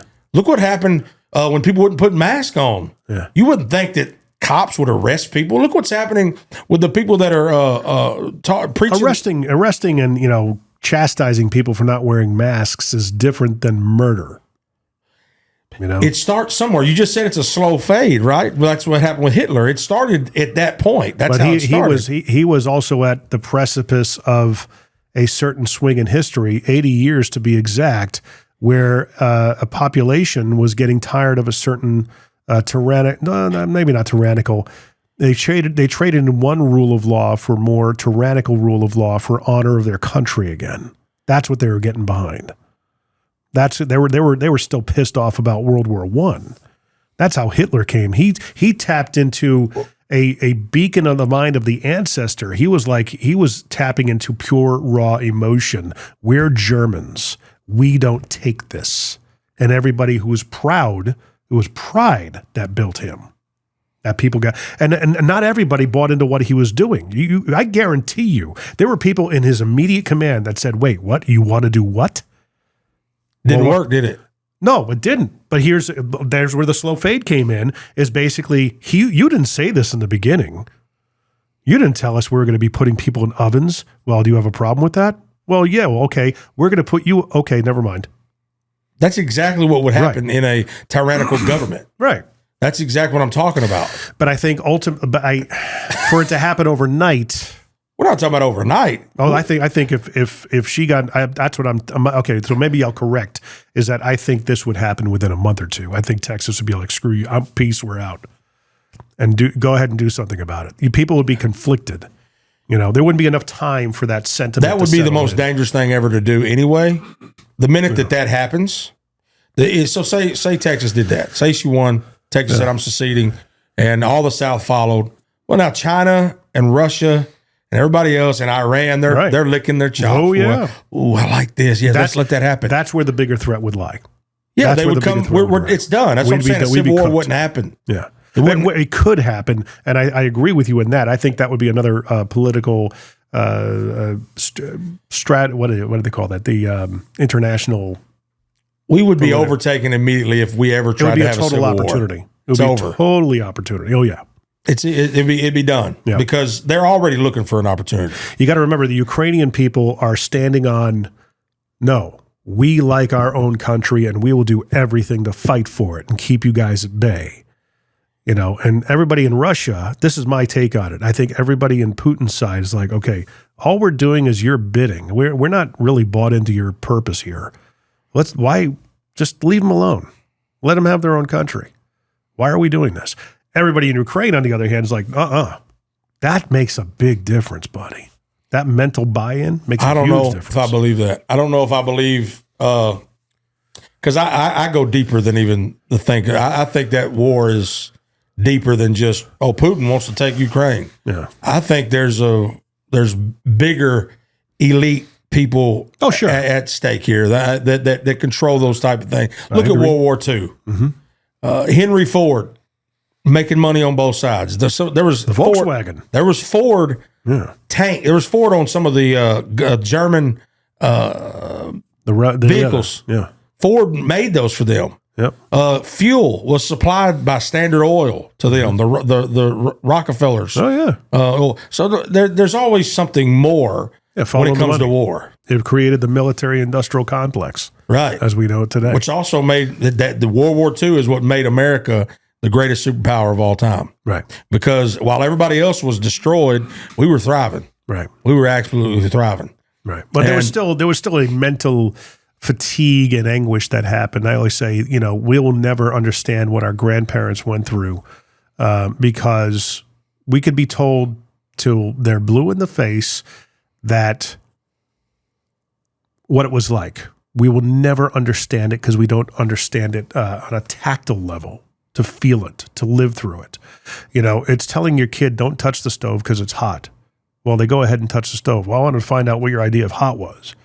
Okay, we're never going to know what it was like to live through 4 years of not knowing whether or not we were going to be speaking German or Japanese or not, That was a lot of fatigue, a lot of anxiety. And they didn't have the delivery of news and information like we have today, obviously. They were finding out about things that happened weeks before. And it was like, okay, if this is happening weeks before, what's happening now that's going to take us completely by surprise, Submarines off the coast of the country, that kind of stuff. That was terrifying. Yeah, 100%. Nobody knew exactly what was happening. It was like the Cold War. Yeah. You lived in the Cold War. I did. So do you remember anything, how it was, the tension? And I didn't really understand it. I was, let's see, mid-'80s. I was 10, It's funny. But didn't y'all have, correct me if I'm wrong, but didn't y'all have like bomb shelter in place type drills? We did. Not really. Maybe my brother had that. I think we were on the trailing edge of that. I think that was you were at the 50s end of it. and 60s. They had fallout shelters and stuff like that and drills. And, we had schools. My elementary school had fallout shelters. And as a kid, I didn't understand. This was just a sign. Did you say the Cold War was in the 80s? Cold War started, I want to say, in the 60s, since it started with Cuba. JFK. Yeah. So it still was a thing in the 70s and 80s. It was in the 70s, but I didn't know it mutually assured destruction was a big term in the vernacular that we grew up with. And the movie that came out in 1982, The Day After, was terrifying. That's the year I was born. Yeah. 82. That was a TV movie that came out and scared the crap out of everyone. Do you remember when they used to talk about the big earthquake that was going to hit America? Now, they talked about the Ice Age, the earthquake, the hole in the ozone layer, every boogeyman possible. Yeah, but do you remember they came out with a TV movie called The Big One? I don't remember that. I remember a couple of disaster movies that came out in the 90s and Millennium. Well, Millennium, of course, 2000. That's the year I graduated. Yeah, they had 2012. Y2K. Yeah. Oh, Y2. That was a huge. That was massive. Boogeyman. Yeah. That was COVID before COVID. Oh yeah. Oh yeah. But you remember all the boogeyman concepts throughout time. I mean, they literally thought that there was going to be a second ice age within 10 years. I don't remember that, but yeah, the 60s and it was the ice age in the 70s, and then the hole in the ozone layer was the thing in the 80s and 90s, and then global warming. Oh yeah, and then climate change. They changed the global warming is essentially climate change. They changed the name because global warming isn't happening. Right. So they had to shift. They had to pivot, as the business people say. Right. We got to pivot here on our agenda. What I don't get are the flat earthers. Do you? What's the purpose behind? Why would people Why? What's the purpose of making us believe we're living on a round globe? Where's the benefit? We're on a flat plane. Who cares? Have you looked into it though? I have. It's kind of ridiculous. Are you a flat earther? I probably am. I'm not saying that I'm not saying I know, but I'm saying they don't either, is what I'm saying. Because they even admit. What difference does it make, though? Why? Why would somebody perpetuate a lie? Here's the difference it makes. Because if they can, think about this. The Bible talks many times about the firmament. Right. And it talks about the four corners of the earth. Right. So then there's your agenda. So NASA, which means in Hebrew to deceive, right? And you look at the logo. Now this is all, conspiracy theory stuff, but you got the logo and it's got the little thing coming through and it's got a fork. This is at the point of the podcast where people are going, what does this have to do with business? Hey, they're getting it anyway. But the fact is that in my theory, is that they don't want people to believe it's flat Earth, and I don't even think even meet my own interpretation of it. If I was going to come up with a hypothesis of what it is, right, I would say that it's like this, and it has the terrains, of course, right. But then it does at the bottom has a little something like that, whatever. But who knows? They don't know because they even talk about their pictures. They will even tell you themselves that their pictures are Photoshop pictures. That why don't they just turn Hubble around and let us see without a fisheye lens? Let us see the Earth. And why? There's too many inconsistencies. Well, you have the pale blue dot. And why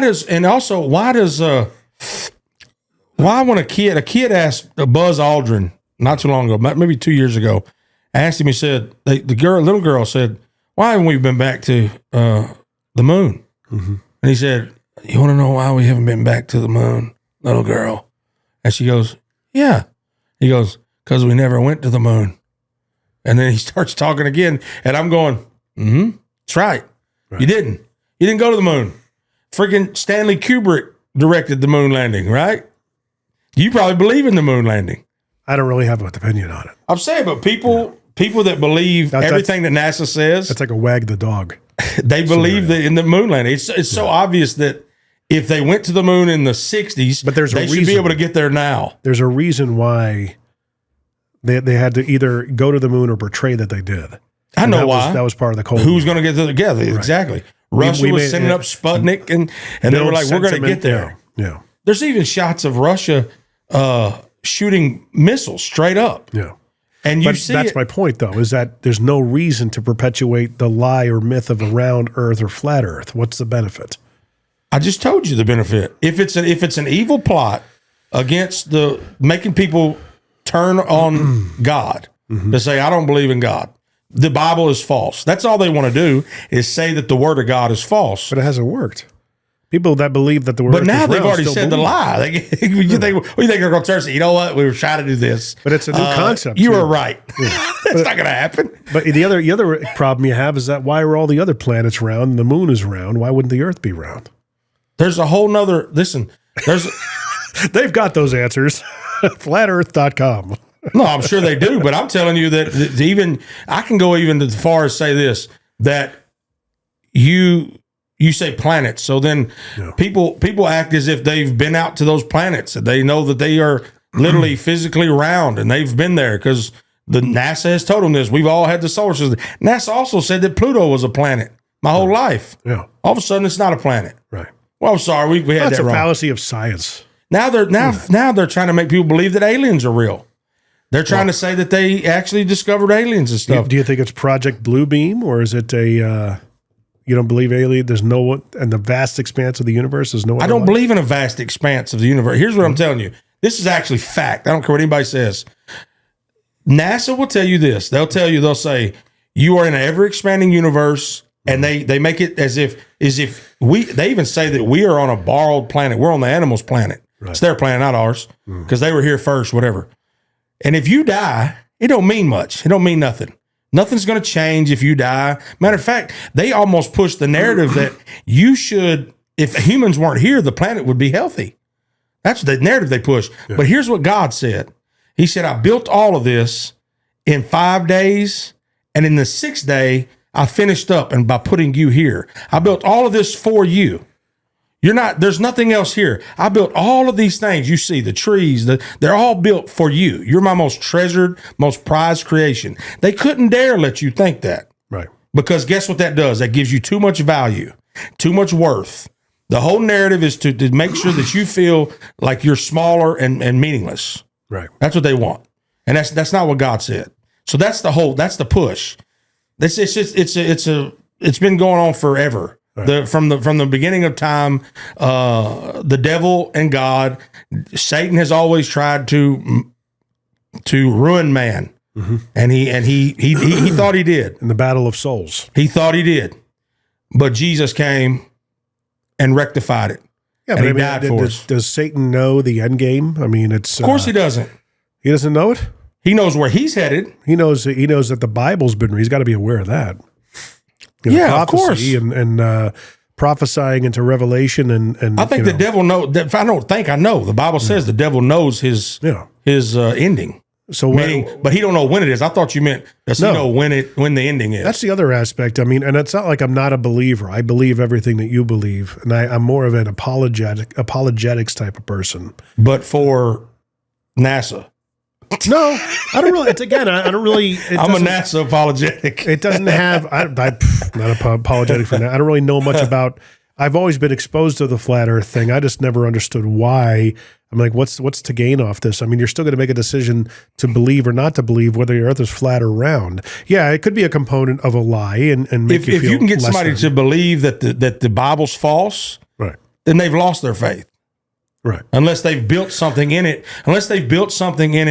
Whereas like people like me who have... What comes first, though? Their faith or the Bible? What should be held higher? Their faith or the Bible. I mean, you have to... The Bible supports a faith, but your faith has got to feel right to you. It's got to make sense, and you got to know in every fiber of your being that Christ sits on the throne right now, and that you just know. It's like being in love. You can't prove it. I just know. The Bible comes first because the Bible says this. Says, in the beginning was the Word, and the Word was with God, and the Word was God, and the Word became flesh and dwelt among men. See, Jesus is God. So the Word was always. It's a triad. And the Word, well, see, that's a whole other topic, but no. Right. Yeah, but yeah, he's one of but Jesus is God. Right. He says it even. God incarnate. Right. He's God walking in flesh. Was Jesus the one walking in the garden? Jesus was. If he's flesh. Jesus is the incarnation of God. Now, if you look at the actual Hebrew meaning of walking, what does it say? It says something about the wind of the day. Whatever the case is, that was a voice. They were hearing the voice of God coming through. It wasn't. So it might have been God the Father or the Holy Spirit. No, it was God, but it wasn't an incarnation of human. Not to say that there's not types and shadows of Jesus, even in the Old Testament. Yeah. King Melchizedek and David was a type and a shadow. Job was a type and a shadow of Jesus. Right. My whole point is that Jesus even said, he said, before Abraham was, I am. That's what he told the Pharisees. I am is the exact same thing that God told Moses in the burning bush. He said, who do I say sent me? He says, tell them that I am sent you. And Jesus then says, before Abraham was, I am. Right. He's letting people know, I am God. It's like when Jesus said, baptize in the name of the Father, in the name of the Son, in the name of the Holy Ghost. Yeah. Those are titles. Mm-hmm. Those aren't a name. Christ is a title. Jesus is a name. Right. So that's what he's saying. That's when you go to Acts 2:38, you go, Peter, they said, what must we do to be saved? He says, repent and be baptized, every one of you, in the name of Jesus Christ for the remission of your sins, and you shall receive the gift of the Holy Ghost. Right. That was confirming what Jesus was saying, in the name of. You see what I'm saying? Yeah. So then the baptism was always, and ever throughout the New Testament, is in the name of Jesus. The whole point about this whole thing is, if you can get people to doubt the word of God, then you won. The devil did that in the garden. He got them to doubt the word of God, so they would take the bite of the forbidden fruit. He won for that, portion of time in the Old Testament. And then Jesus came back and you shall, if you believe in me, that is going to be the covering of all the atonement of sin. You're not going Right. to. You're not going to be able to live a perfect life or fully believe. You were born this way. That's the fallacy. There is the fact that then everything that if we can do it on our own, everything he came to do. We can't do it on our own. You're right. We're can't. saved by grace, so that we can't boast. Paul said that. But also John, the beloved disciple, he says that if a man says he loves God but keeps not his commandments, he's a liar. The love of God isn't in him. Because what Jesus is saying, I came to save you from your sin, yes, and I did that. I paid the final atonement for your sin. My blood was shed. Now, he saved you from your sin.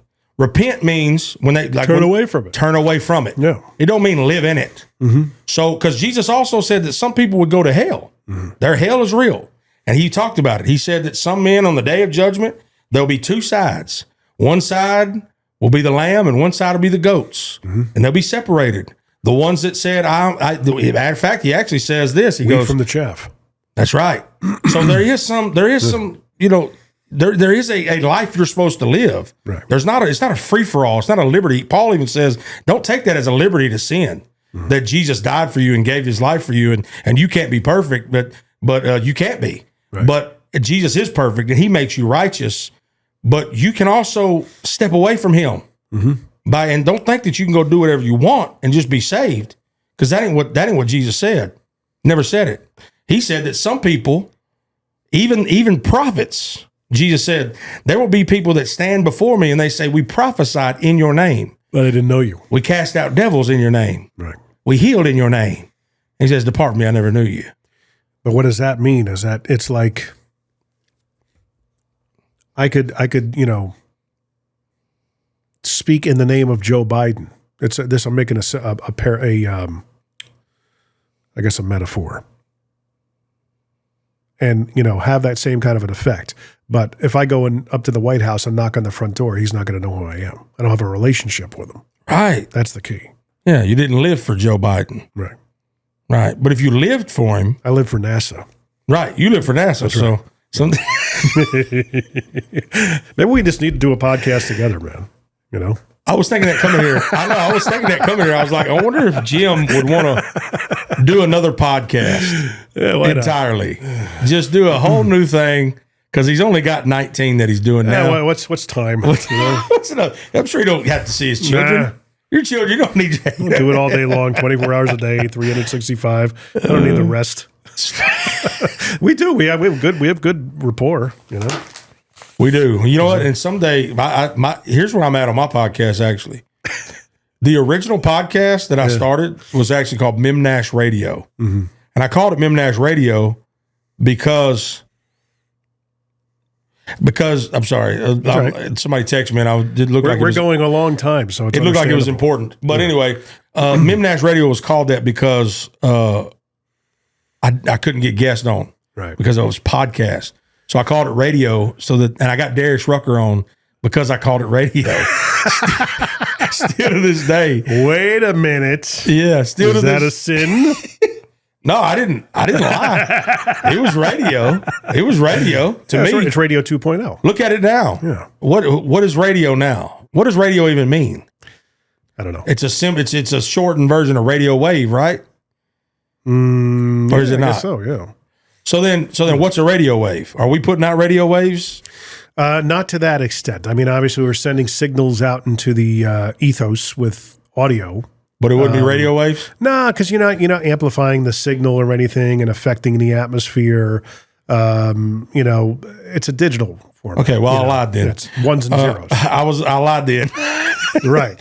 It wasn't radio. That's fine. But it nonetheless, Darius Rucker did the show, and the whole time it was funny because we were talking to him for a while, and he was used to, bing, bang, boom, quick things. Yeah. And then he said he had a new single that came out at that time, and he said it was so funny.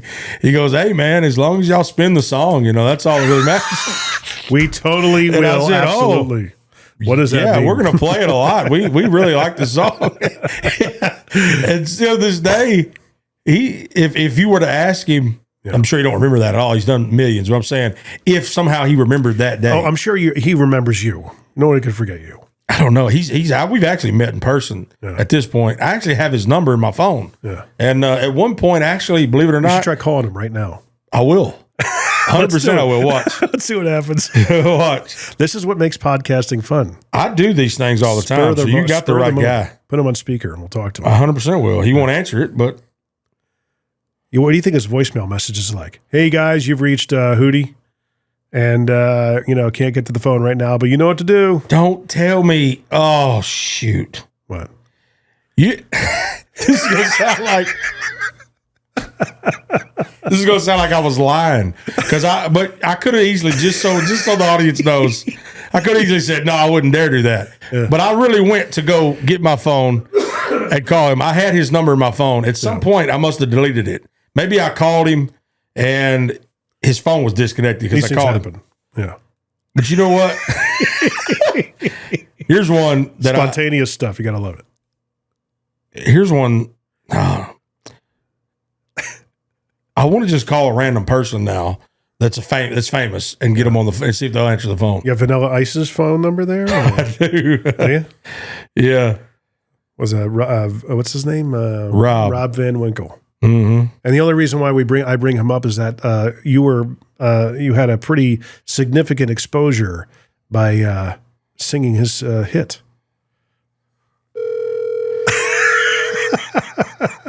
Is that him? Yeah. Oh, wow. Let's see what happens. Phone is ringing. Somewhere, Vanilla Ice is wondering whether or not he should take this call. He's looking at the number going, where do I know this from? It's going to go to voicemail. 100%. Think so? It don't always, but he's a busy man. He's doing a lot of renovations.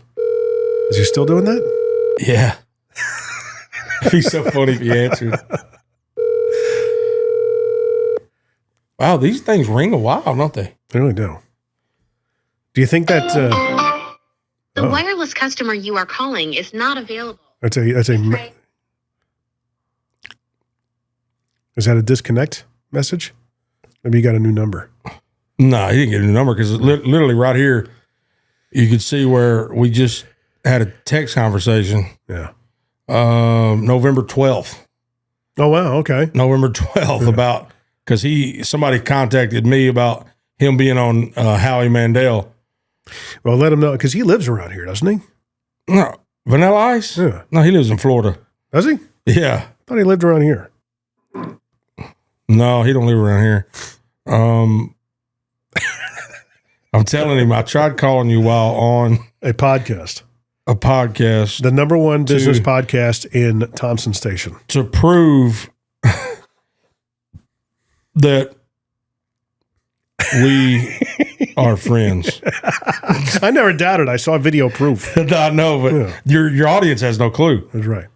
But if you go to the Marty Ray Project on YouTube, you can pull now they think I'm a liar.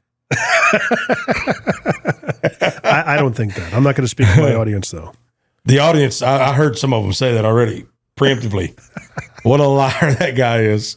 You know what? I'm going to call Bert Kreischer now. No, I'm done. I'm done making myself look like a fool here. Like I'm digging a hole. Bert as well? Because, I mean, you could get some pretty big names on your podcast if you wanted. I mean, you've had them, right? I had Bert Kreischer on my podcast. You've never had me on your podcast. What's up with that? I've had you on 3 times. Because you're not that big. Wow. You're not wrong. I'm just joking. You're not wrong. See, that's a compliment. That's a compliment, though. That's your dad said you was putting on pounds. Yeah, okay, let's bring it back. I say you're not that big. Let's bring it around. You feel like an idiot now, don't you? For saying you've never had me on. There you go. You should have been like, you must be so embarrassed right now. No, I must be so embarrassed. No, but you should have done that to me when he wouldn't answer. You should have said, when he wouldn't answer, you should have said, how embarrassing.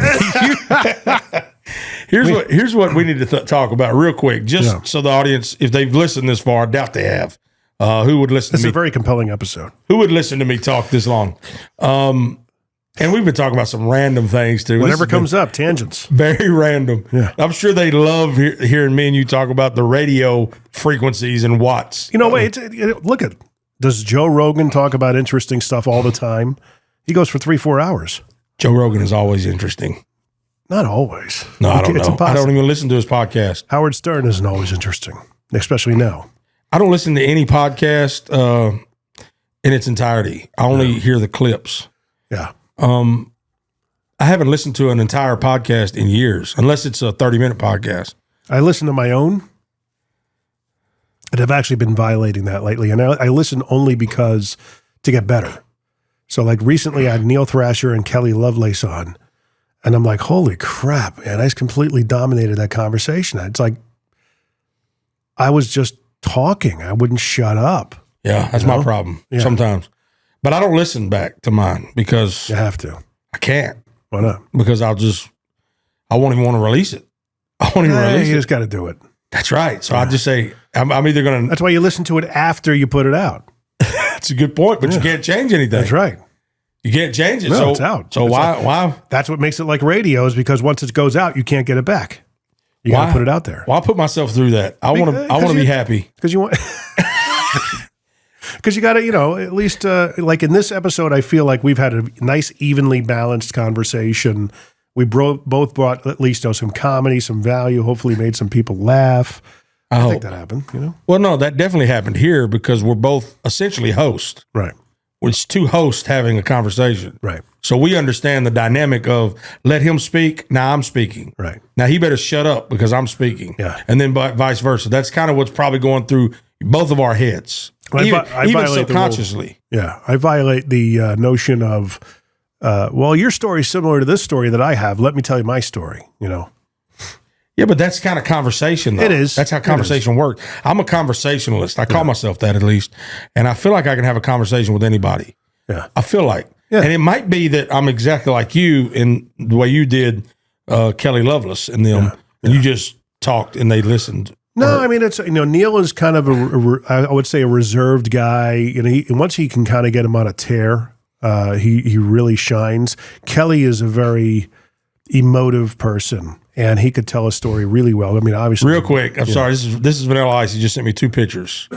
Who's that? Vanilla Ice sent me 2 pictures. Gotcha. Oh, wow. He sent me a picture of where he's at in the world. Can you see this on the camera? Point it towards that one right there. He gets up super early. He gets up at like 4 a.m. every morning. Does he? Yeah.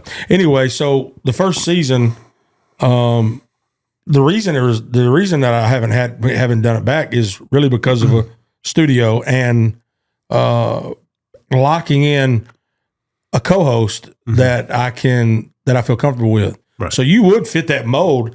Then the only question would be the distance it is to get out here for some people. Yeah, because you're like up where? Oh, I'm in Nashville. Okay. Break. Right. Season 2 yet. And also makes people think, because you should probably think about that. Because of you are, I could do it alone. He said, I'm in South Korea, brother. And I have people that said they would do it with me, but I don't really, the lugging, the equipment that we would lug around to do this. Yeah. It was a big setup. It was a big tear down each time. And it's just something that it's hard for me to get back. So I've always said, whenever I get to where I can build me a place or rent a place or something. And, if you're actually open to it, maybe this is the place, because ultimately, the majority of what we do would be through Zoom anyway. Yeah. And you have that capability, right? Yeah. Let's do it through the computer.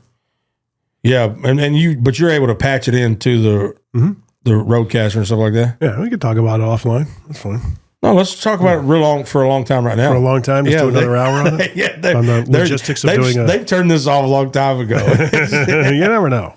But if they're still here, I am, which camera's on? This camera? Yeah. I am a singing realtor now. So if anybody is still listening right here, what I'm doing is I'm selling houses and helping you find a house if you need that. Yeah. Wherever you're at in the world, I can help you in some regard. And what I'm doing is whoever uses me, allows me to help them in their process, I'm going to find out what their favorite song is. I'm going to sing it for them, make a video of it while after the process is done. I got a text from this is a I said, why are you up? He goes, because you woke me up. And then he said some expletives, LOL, all good, brother. I hope you're doing awesome. He's got to be what, his 50s, mid 50s now? He doesn't look like he ages at all. Yeah. As I get older, he seems to get younger. Yeah. In looks. You know, but he eats really well. He eats very healthy. Well, good for him. Yeah. I guess the way to go about it is if you you could probably get him on. You can get a whole bunch of bigger names. He was on my first season, right? But I mean, in person, you know what I mean. The only way we do in person is if he was already in town, right? But he wouldn't I could get him if he was in town. I believe I could get him on. Yeah. Or if we went and did a remote show in Miami, Florida, Miami. If that that type of stuff would work easy. Just got to get a sponsor. That would be a good way to do it. That'd be an amazing way to do it. Yeah. I've been trying to do that the whole time. Yeah, and it's tough to make money with it. But otherwise, make sure that you're reaching out to Marty for real estate, especially if you like him. You align with his beliefs. Even if you don't, I'll still sell a house for you. Well, yeah, but typically, if you're, I have a philosophy that if you put you plant your flag in the soil, yeah, you're going to attract more people that believe the same way you do. Plant your flag. I like that. That's right. Yeah. If you don't believe in anything, you'll fall for everything. You got to stand for something, or you'll fall for anything. You heard that? Is that yours? No, that's Aaron Tippin. Do you feel stupid right now or embarrassed right now? I feel great right now. I feel great. You got to be your own man, not a puppy on a string. Yeah. There's a lot of truth to that. It really is. It's a very truthful song. Well, there you go. We'll wrap it up. Thank you very much. Can people go to MartyRayProject.com and find out all the things? MartyRayProject.com, at Marty Ray Project on every social media that exists in the world. Why are you not putting out content of you singing for real estate? Are you? You should be. Singing for real estate? What do you mean? Yeah. Just make up songs about houses. That would be kind of cool if you sang a song and made it rhyme as you're doing a house tour. That's different. Well, that's funny you say that. I'm not making a song about houses, but my idea is, because I just started this. This is new brand new to me, this real estate thing. But my idea is when I get a listing, the way I'm going to show it is by making a video of me playing the guitar, doing a song, but it'll be just a cover song of something or original. But the house tour will start like this. The camera will come in. I'll be like, "What's up, y'all? Marty Ray." Yada yada yada. Say whatever I say. I say, "This song's for y'all. Check out this house." And then I'll start playing the song. And as I'm playing, that music continues. But then they go on the house tour. Yeah, That's you're just sitting there. It's starting with you on the front stoop, right? Yeah. Well, actually, not even that. You just go into the song and be like, "This is a 3-bedroom, 2-bathroom ranch." You must be so embarrassed. I am totally embarrassed right now. We're gonna be walking. Look at me with my fake guitar hand. You are playing that. You are a rocker. I am. That's proof. I'm shredding right now. Proof right there, like dude. Edward Van Halen. It is. Would shred. No one plays guitar like this, Jim. What the hell are you doing? Actually, Spanish guitar. Yeah, it used to be owned by a woman named Blanche. You could really do that. Blanche. She wouldn't want me saying that, but what the heck? Who gives a rap? This room is right over here where you're going to take a crap. And it's like in the bathroom. You know what I mean? You know what? I might do one of those. But what if when I said take a crap, it wasn't in the bathroom that I showed? It's in the master bedroom. It's in the backyard. There's just a hole in the ground. Or you could tell the story of the people selling it. This house is haunted, so you better watch out. If you come in the first day, you hear a disembodied voice say, "Get out."